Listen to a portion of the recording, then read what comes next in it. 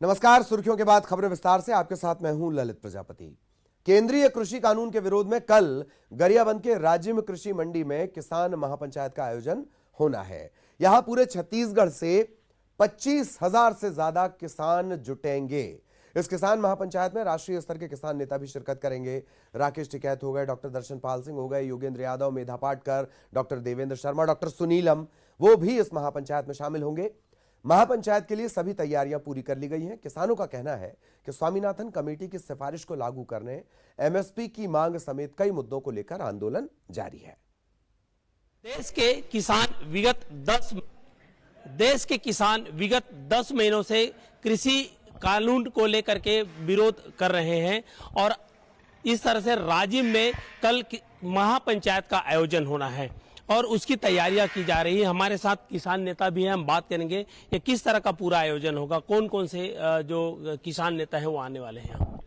देखिए, ये राज्य स्तरीय किसान महापंचायत है। ये पूरे देश में आयोजित हो रहा है, जिसमें छत्तीसगढ़ का भी ये सौभाग्य है कि इस प्रदेश को भी ये अवसर मिला और हमारे राष्ट्रीय नेतृत्व माननीय टिकैत जी, योगेंद्र यादव जी, मेघा पाटकर जी, दर्शन पाल जी एवं अनेक राष्ट्रीय किसान नेता इस मंच पे आएंगे और छत्तीसगढ़ के किसानों का मनोबल बढ़ाएंगे। और तरीका जो होना चाहिए वो सरकार ने अपनाया नहीं और कोविड काल में गैर लोकतांत्रिक तरीके से अध्यादेश के रूप में इस कानून को लाया। उसके बाद से ही किसानों का आंदोलन लगातार जारी है। जो 26-27 नवंबर 2020 को किसान दिल्ली के राजधानी पहुंच रहे थे, उन जो अपनी बात वहां माननीय राष्ट्रपति के पास, प्रधानमंत्री के पास रखने आ रहे थे, लेकिन इसको भी उनको रोक दिया गया। ये मंच भी उसी हिसाब से बनाया जा रहा है, कम से कम 25 से 30 हजार लोग यहाँ आराम से बैठ सके और 25-30 हजार लोग यहाँ इत्मीनान से भोजन कर सके, इसकी भी व्यवस्था हम लोग कर रहे हैं। और इस महापंचायत में पूरे प्रदेश के लोग आ रहे हैं, 29 जिले से लोग आएंगे। देखिए, पूरे छत्तीसगढ़ के 29 जिले के लोग आएंगे और एक नज़ारा मैं अपने सहयोगी इमरान कुरैशी से कहूंगा कि वो दिखाएं कि यहाँ पर देखिए बिल्कुल शेड के नीचे व्यवस्था की गई है। चूंकि बरसात का समय है और ऐसे में जो लगभग 25,000 किसान आएंगे तो उनकी व्यवस्था रहेगी, खाने की भी व्यवस्था रहेगी और यहाँ पर पूरी तरह से तैयारियां की जा रही है।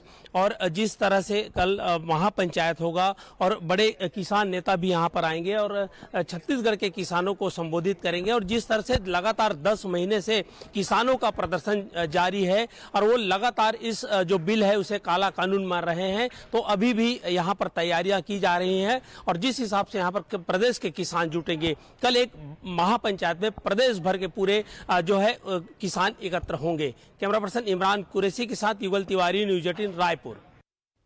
तो कल राजिम में महापंचायत होनी है। आज महाबंद था, कल महापंचायत होगी। इसे और जरा बेहतर तरीके से समझते हैं। सहयोगी युगल हमारे साथ जुड़े हुए हैं, सीधा युगल के पास आपको लिए चलेंगे। युगल, महाबंद आज, महापंचायत कल और जगह भी बड़ी खास चुनी गई है, राजिम। युगल जी बिल्कुल ललित, आप सही कह रहे हैं। जिस तरह से आज पूरे बंद का आयोजन किया था, भारत बंद का आह्वान किया था किसानों द्वारा।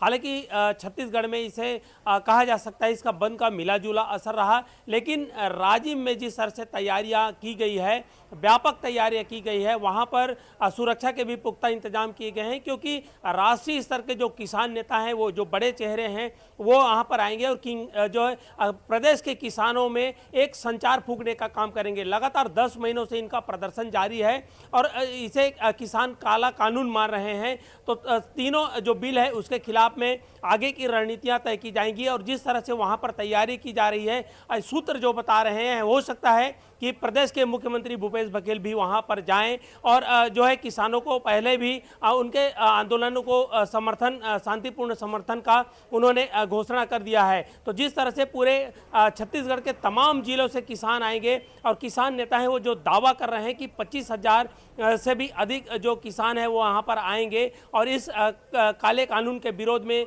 वो वहाँ पर हुंकार भरेंगे। महापंचायत के माध्यम से पूरे देश भर में और खास करके छत्तीसगढ़ में जिस तरह से यहाँ पर बहुसंख्यक के उसमें किसान हैं, तो उनसे जन जन तक इस कानून के विरोध में उन्हें संघनाद करने के लिए उसे प्रोत्साहित करने की बात है। और जिस तरह से यहाँ पर किसान किसान नेता आएंगे, सभाओं को संबोधित करेंगे, तो आने वाले समय तय करेगा ललित कि किस तरह के किसानों की रणनीति होती है केंद्र सरकार को घेरने के लिए। जी ललित।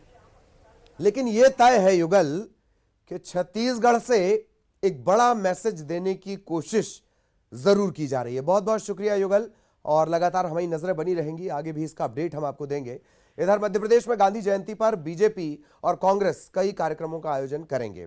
बीजेपी स्वदेशी जागरण को जनता के बीच पहुंचाने की तैयारी में जुटी है और कांग्रेस गोष्ठी के जरिए गांधी और कांग्रेस के इतिहास को बताएगी।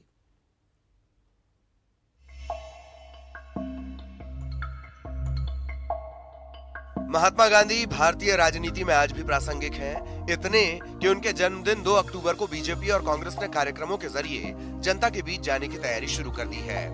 बीजेपी गांधी के विचार स्वदेशी को जनता के बीच ले जाएगी। इसके तहत खादी उत्पादक और कारीगरों को प्रोत्साहित किया जाएगा। यही नहीं, बीजेपी कार्यकर्ता स्वच्छता अभियान भी चलाएंगे। गांधी जी तो व्यक्ति नहीं, विचार हैं, जिस विचार की हत्या की कांग्रेस ने, लेकिन भारतीय जनता पार्टी ने तय किया है कि उस विचार को स्थापित करना है, अधिष्ठान की तरह स्थापित करना है पूरे देश में। इसलिए उस दिन स्वच्छता यानी जो दिखाई देती है वो स्वच्छता भी, मन की स्वच्छता, तन की स्वच्छता, विचार की स्वच्छता, ये सब जीवन में आना ही चाहिए। और जब तक स्वदेशी का भाव नहीं आएगा तब स्वदेशी का प्रभाव ही नहीं बढ़ेगा, स्वदेशी विचार नहीं बढ़ेगा। इसलिए खादी को खरीदना अधिक से अधिक, बुनकरों की मदद करना, बुनकरों से सामग्री खरीदना अधिक से अधिक, इस बात पर हम जोर देंगे कि गांधी जी ने जो कुछ कहा है, जो भी विचारों का प्रतिपादन किया है, भारतीय जनता पार्टी का कार्यकर्ता उसे आत्मसात करे। उधर कांग्रेस 2 अक्टूबर को गोष्ठी का आयोजन करेगी। इस दौरान गांधी और कांग्रेस के इतिहास के साथ उनके योगदान को जनता को बताया जाएगा। कांग्रेस के दिग्गज नेता दिग्विजय सिंह, कांतिलाल भूरिया, सुरेश पचौरी और अजय सिंह मैदान में मोर्चा संभालेंगे। कांग्रेस 2 अक्टूबर से इंदिरा गांधी की जयंती तक हर दिन बड़े कार्यक्रम आयोजित करेगी। गांधी दर्शन को लेकर कि गांधी जी ने किस तरह से आज़ादी का परचम फहराया, किस तरह से उन्होंने देश का जागरण किया, किस तरह से उन्होंने देश के करोड़ों लोगों को जोड़ा इस आंदोलन से, और कैसे जो है इस आज़ादी के आंदोलन को आर्थिक कार्यक्रमों से जोड़ा, किस तरह से इनका आज़ादी के आंदोलन को उन्होंने ग्राम स्वराज्य की कल्पना से जोड़ा, कैसे उन्होंने जो है ग्रामीण अर्थव्यवस्था को मजबूत करने के कार्यक्रम बनाए। उन सारी चीज़ों को लेकर एक गांधी चेतना विकसित करने के लिए कांग्रेस पार्टी ये सारे कार्यक्रम आयोजित करेगी। ये कहा जा रहा है कि महात्मा गांधी की जयंती पर बीजेपी और कांग्रेस खुद को बड़ा गांधीवादी बताने की कोशिश कर रहे हैं। इसे छवि चमकाने की कोशिशों के तौर पर भी देखा जा रहा है। अनुराग श्रीवास्तव, न्यूज़ 18, भोपाल।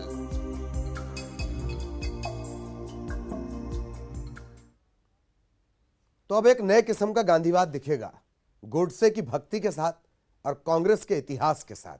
बहरहाल, ना चुनाव का सीजन है, ना मतों का मौसम है, ना कुर्सी की जुगाड़ है, ना सियासी पहाड़ है, फिर भी नेताजी अपने मातहत की गलती के लिए मांग रहे हैं माफी। बुजुर्ग से कह रहे हैं कि हमका माफी दे दो।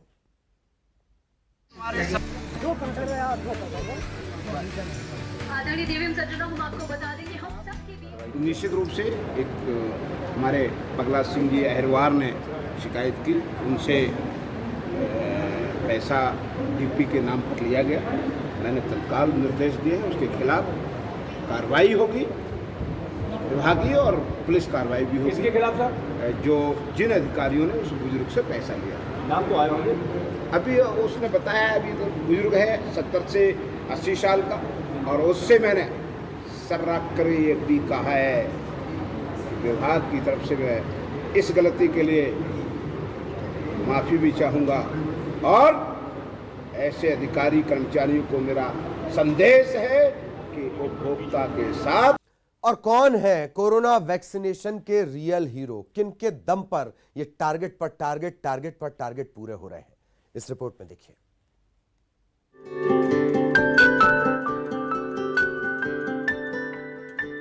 शिवपुरी में वैक्सीनेशन को लेकर स्वास्थ्य कर्मियों में अलग ही जोश देखने को मिल रहा है। स्वास्थ्य कर्मी अपनी जान जोखिम में डालकर काम में लगे हैं। ऐसे ही कुछ नजारा जिले के रिजोदा में देखने को मिला, जहां नाले उफान पर होने के बाद भी नर्स सहित मेडिकल स्टाफ पानी में उतरकर वैक्सीनेशन कैंप तक का सफर तय किया और कैंप का सफल आयोजन किया गया। कैंप में 30 ग्रामीणों का वैक्सीनेशन किया गया।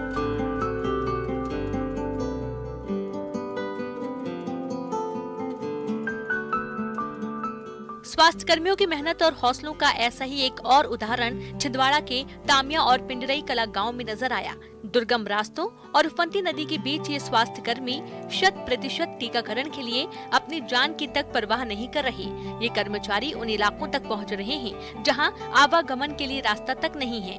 वैक्सीनेशन टीम ने तामिया के पतालकोट में बसे दौरिया पाठा गांव में रहने वाले भारिया जनजाति के 12 परिवारों के सदस्यों को वैक्सीन लगाने के लिए जान दांव पर लगा दी। चट्टानों लकड़ी का पुल पार करके ये कर्मी वहां पहुंचे। कुछ ऐसा ही नजारा पिंडरई कला के सांख गांव में देखने को मिला, जहां स्वास्थ्य कर्मियों की टीम वैक्सीन लगाने के लिए उफनते नाले को पार करने का जोखिम उठाती नजर आई। महिला अधिकारी और दूसरे स्टाफ के साथ उफनते नाले को पार कर गांव में पहुंचे। यहां वैक्सीन लगाने में छूट गए 18 से ज्यादा ग्रामीणों को टीका लगाया गया।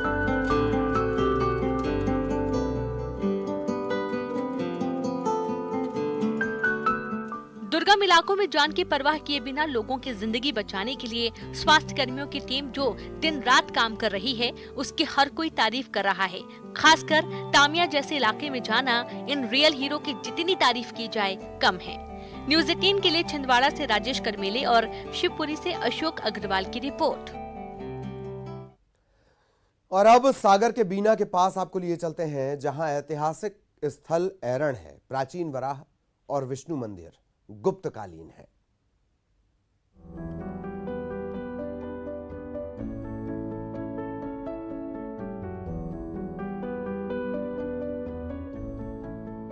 बुंदेलखंड में कई ऐतिहासिक स्थल हैं। इन स्थलों से प्राचीन इतिहास और सांस्कृतिक विरासत की झलक मिलती है। सागर जिले के बीना के पास ऐरण गौरवशाली इतिहास को बयां करता है। ऐरण में गुप्तकालीन शिलालेख मिलते हैं। गुप्त काल में मंदिरों के निर्माण की एक श्रृंखला मिलती है। इसकी एक झलक ऐरण में भी देखने को मिलती है। वराह की यहाँ विशाल प्रतिमा है। इतनी बड़ी प्रतिमा पूरे भारत में वराह की नहीं है। वहीं ऐरण स्तंभ भी पर्यटकों को आकर्षित करता है। ये 47 फीट ऊंचा है। खास बात ये कि ये एक ही शिला से बना है। हालांकि पुरातत्व विशेषज्ञ ऐरण को गुप्त काल से भी प्राचीन मानते हैं। उनका कहना है कि यहाँ से नवपाषाण कालीन अवशेष मिले हैं। सागर जिला में जो ऐरण नामक पुरा स्थल है, वो सागर जिले का तो प्राचीनतम पुरा स्थल है ही। इसके साथ ही साथ बुंदेलखंड में भी यह सबसे प्राचीनतम स्थल स्वीकार किया गया है। और ऐरण में जो वर्तमान में अभी मंदिर परिसर है, वो गुप्तकालीन है। गुप्तकालीन वहाँ वैष्णव मंदिर के ध्वंसावशेष विद्यमान हैं। लेकिन ऐरण की प्राचीनता के संबंध में मैं कहूँगा कि ऐरण जो है वो उसकी प्राचीनता जो यहाँ उत्खनन हुए हैं, पुरातात्विक उत्खनन सागर विश्वविद्यालय के द्वारा किए गए हैं, उससे इसकी प्राचीनता नवपाषाण युगीन सिद्ध हुई है। डॉक्टर हरि सिंह गौर विश्वविद्यालय के पुरातत्व विभाग ने 1960 से 65 के बीच ऐरण में उत्खनन कार्य कराया। यहाँ मिले अवशेषों को म्यूजियम में संरक्षित करके रखा गया है। इतिहासकारों का मानना है कि गुप्त काल में ऐरण काफी भव्य रहा होगा। गुप्तकालीन शासक वैष्णव मत के समर्थक थे, लिहाजा यहाँ महाविष्णु मंदिर, महावराह मंदिर, नरसिंह मंदिर, लक्ष्मी मंदिर का निर्माण कराया गया। फिलहाल यहाँ वराह मंदिर और महाविष्णु मंदिर के अवशेष मौजूद हैं। शासक वैष्णव मत के समर्थक थे। उन्होंने यहाँ महाविष्णु मंदिर, महावराह मंदिर, नरवराह मंदिर, लक्ष्मी मंदिर, नरसिंह मंदिर, इनका निर्माण कराया था। वर्तमान में महावराह मंदिर और महाविष्णु मंदिर, नरसिंह मंदिर के ध्वंसावशेष इसमें गुप्तकालीन जो ऐरण है, वर्तमान ऐरण है, उसमें गुप्तकालीन अवशेष यहाँ दृष्टव्य हैं। ऐरण के ऐतिहासिक महत्व से इनकार नहीं किया जा सकता। प्राचीन विरासत को संजोया भी गया है, लेकिन ऐरण तक पहुंचने के लिए अच्छी सड़क नहीं है, न ही रुकने की कोई व्यवस्था है। ऐसे में जरूरत इस बात की है कि सुविधाओं को बढ़ाया जाए, ताकि इतिहास में रुचि रखने वाले पर्यटक यहाँ पहुंच सकें। इससे न केवल इलाके का विकास होगा, बल्कि रोजगार के अवसर भी मिलेंगे। रचित दुबे, न्यूज़ 18, सागर। मध्य प्रदेश। और आगर मालवा जिले में इन दिनों संजा पर्व मनाया जा रहा है। क्या है, क्यों ये पर्व मनाया जाता है, कितने दिन ये मनाया जाता है, देखिए। संजा बई घाघरो चमकाती जाए, चूलो खनकाती जाए, उधर से आयो मामू मामू। गीत गाती और दीवार पर सुंदर आकृति बना रही ये लड़कियां दरअसल उस परंपरा का पालन कर रही हैं जो सालों से चली आ रही है। यहाँ आगर मालवा इलाके में मनाए जाने वाले सांस्कृतिक पर्व संजा मनाया जा रहा है। घाघरो चमकाती जाए, चूड़लो खनकाती जाए, उधर से आयो मामू। शाम को अविवाहित लड़कियां अलग अलग ग्रुप में इकट्ठा होती हैं और गोबर से दीवार पर संजा माता की तस्वीर बनाती हैं। लोकगीत गाते हुए लड़कियां संजा माता की तस्वीर को गुलाल और फूल से सजाती हैं। सैली बोजीरो मैंने खेती अनगोयो, सैली बोजीरो मैंने छुट्टी काट दो। संजा कुंवार के अमावस्या से शुरू होकर शुक्ल पूर्णिमा से स्टार्ट होकर अमावस पितृमोक्ष अमावस के दिन खत्म होती है। इसे हम तरह तरह के रंगों के फूलों से तरह तरह कलर, अबीर, गुलाल वगैरह कलरों से सजाकर बनाते हैं। इसमें चांद, सितारे, 16 दिन का जो श्राद्ध होता है उसमें 16 तरह की चीजों से इसे बनाया जाता है। कभी चांद, सितारे, तारे, तिजोरा, दुजोरा, इस कई तरीकों से इसे बनाया जाता है। संजा का त्योहार अविवाहित लड़कियां मनाती हैं। अच्छे वर और खुशहाल जीवन की कामना को लेकर ये त्योहार मनाने की परंपरा है।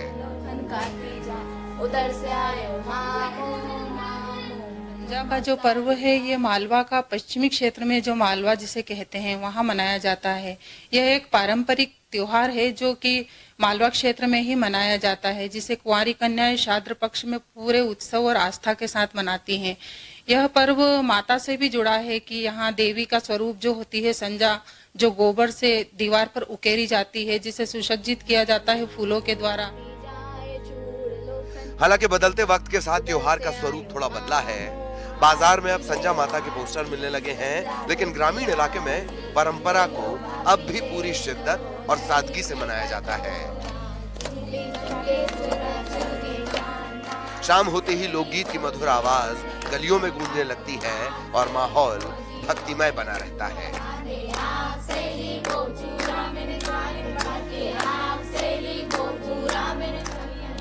रजनीश सेठी, न्यूज़ 18, आगर मालवा।